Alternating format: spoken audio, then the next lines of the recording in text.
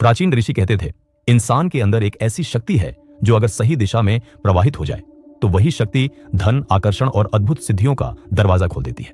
लेकिन यही ऊर्जा अगर बर्बाद हो जाए तो इंसान कंगाल, कमजोर और कमजोर मन वाला बन जाता है। आज हम जानेंगे वो गुप्त रहस्य जिसे ऋषियों ने हजारों सालों तक छुपा कर रखा। प्राचीन काल के वेद, उपनिषद और तंत्र ग्रंथों में एक गुप्त शक्ति का वर्णन मिलता है जिसे ऋषि मुनि ओजस कहते थे। यह वही शक्ति है जो हमारे भीतर जीवन को संजीवनी देती है, शरीर को तेजस्वी बनाती है और मन को स्थिरता प्रदान करती है। ऋषि मुनि अपने तप और ब्रह्मचर्य से इस ओजस का संरक्षण करते थे और यही उनकी दिव्यता और अद्भुत आकर्षण का कारण माना जाता था। चरक संहिता में स्पष्ट लिखा गया है कि ओजस ही शरीर और मन का मूल बल है और इसके बिना जीवन दुर्बल हो जाता है। पतंजलि योग सूत्र में भी कहा गया है कि ब्रह्मचर्य का पालन करने से महाशक्ति उत्पन्न होती है, वही शक्ति जिसे साधक ऊर्ध्वगामी बनाकर साधना, ध्यान और सिद्धि प्राप्त करने में लगाते थे। यही कारण था कि ऋषियों के शरीर से तेजस्विता झलकती थी और उनकी वाणी से सत्य और प्रभाव प्रकट होता था। मानव शरीर में जो यौन ऊर्जा है वही वास्तव में जीवन की मूल शक्ति है। ऋषियों ने इसे केवल शारीरिक द्रव या सामान्य प्रवृत्ति नहीं माना, बल्कि इसे जीवन का सार बताया। जब यह ऊर्जा व्यर्थ चली जाती है तो शरीर धीरे धीरे थकान से भर जाता है, चेहरा मुरझाने लगता है और मन में बेचैनी तथा अस्थिरता घर कर लेती है। यही कारण है कि आज के समय में जब लोग इस शक्ति को सही दिशा नहीं दे पाते तो उन्हें कमजोरी, आलस्य और आत्मविश्वास की कमी का अनुभव होता है।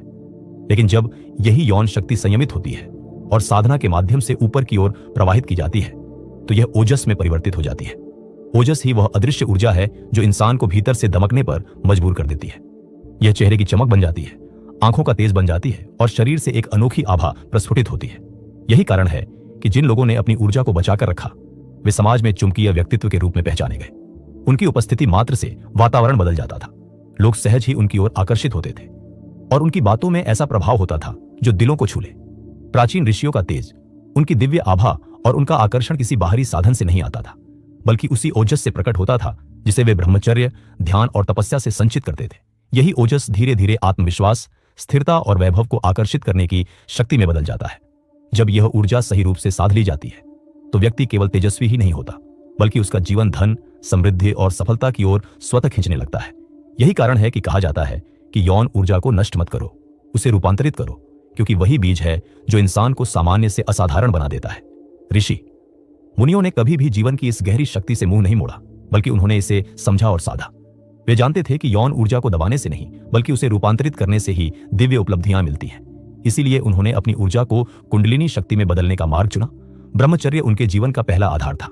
इसका अर्थ केवल संयम नहीं, बल्कि एक अनुशासित जीवन शैली थी, जहां भोजन, विचार, आचरण और दिनचर्या सब कुछ संतुलित रखा जाता था ताकि ऊर्जा व्यर्थ न हो। इसके साथ ही वे प्राणायाम और बंधुओं का अभ्यास करते थे। जब साधक मूल बंध, उड्डयन बंध और जालंधर बंध का अभ्यास करता है तो शरीर के भीतर की ऊर्जा ऊपर की ओर खींचती है। यह वही प्रक्रिया है जिससे यौन शक्ति धीरे धीरे मणिपुर, अनाहत और फिर आज्ञा चक्र की ओर प्रवाहित होती है। जैसे जैसे ऊर्जा ऊपर बढ़ती है वैसे वैसे साधक के भीतर चेतना का विस्तार होता है। पर केवल शारीरिक अभ्यास ही पर्याप्त नहीं था। ऋषि अपने जप और ध्यान से इस ऊर्जा की तरंगों को उच्च आवृत्ति में बदलते थे।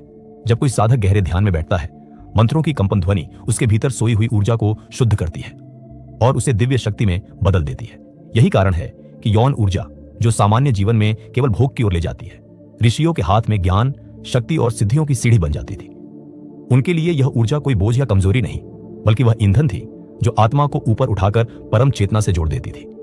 जब कोई साधक अपनी यौन शक्ति को व्यर्थ नहीं करता और उसे ओजस में बदल लेता है तो सबसे पहला परिवर्तन उसके मन में दिखाई देता है।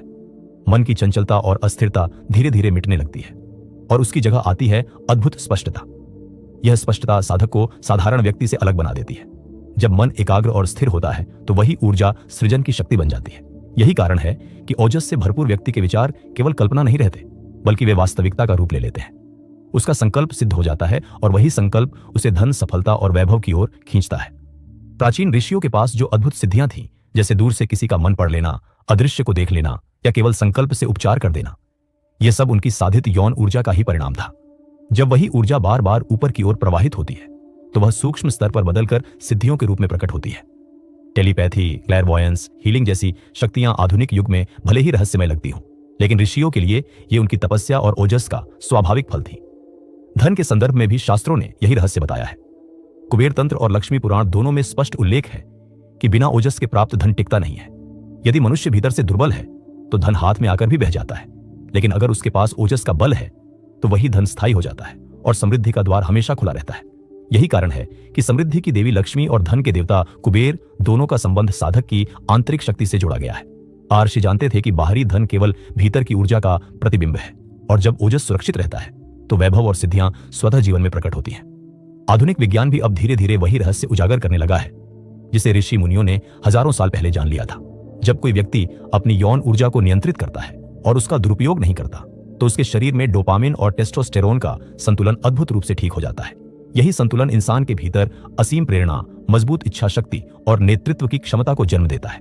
यही कारण है कि जो लोग अपनी ऊर्जा को बचाते हैं वे जीवन में कहीं अधिक उत्साही, स्थिर और प्रभावशाली बनते हैं। कई आधुनिक शोध बताते हैं कि सीमेन रिटेंशन करने वाले पुरुषों में आत्मविश्वास बढ़ता है, उनके चेहरे पर एक अलग ही आभा और ग्लो आ जाता है और उनकी उपस्थिति से दूसरों पर स्वाभाविक प्रभाव पड़ता है।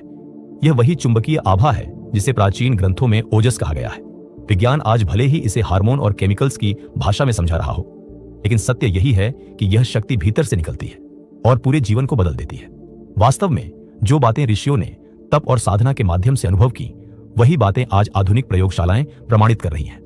अब सवाल उठता है कि इस दिव्य ऊर्जा को साधने का व्यावहारिक मार्ग क्या है?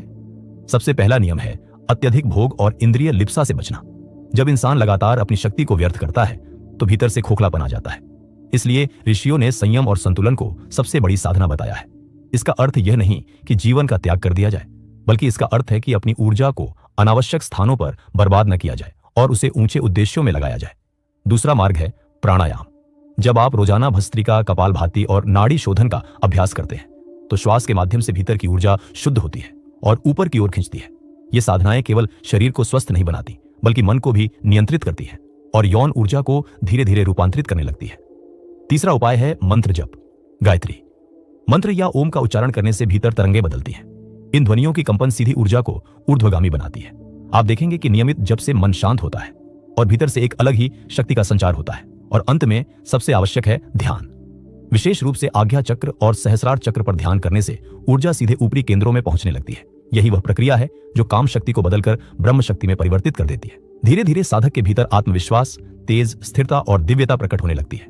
यही वह मार्ग है जिससे साधारण व्यक्ति भी अपनी छुपी हुई शक्ति को पहचान सकता है और उसे धन, सफलता और आध्यात्मिक उत्कर्ष में बदल सकता है। अब अंत में बस एक ही सत्य तुम्हें याद रखना है। धन, सफलता और सिद्धियां कहीं बाहर से मिलने वाली वस्तुएं नहीं है। ये सब पहले से तुम्हारे भीतर ही छुपी हुई है। जिस शक्ति को तुम आज सिर्फ भोग के लिए इस्तेमाल करते हो, वही शक्ति यदि साध ली जाए तो जीवन को प्रकाश से भर सकती है। सेक्सुअल एनर्जी कोई साधारण चीज नहीं है। ये वही बीज है जिससे कमजोरी भी जन्म ले सकती है और असीम शक्ति भी। यही रहस्य ऋषियों ने समझा। उन्होंने इसे बचाया, साधा और रूपांतरित किया, और यही कारण था कि उनका तेज, उनकी आभा, उनकी सिद्धियां आज भी अमर हैं। सवाल अब तुम्हारे सामने है, क्या तुम अपनी इस छिपी हुई शक्ति को पहचानोगे? अगर इस ज्ञान ने तुम्हारे दिल को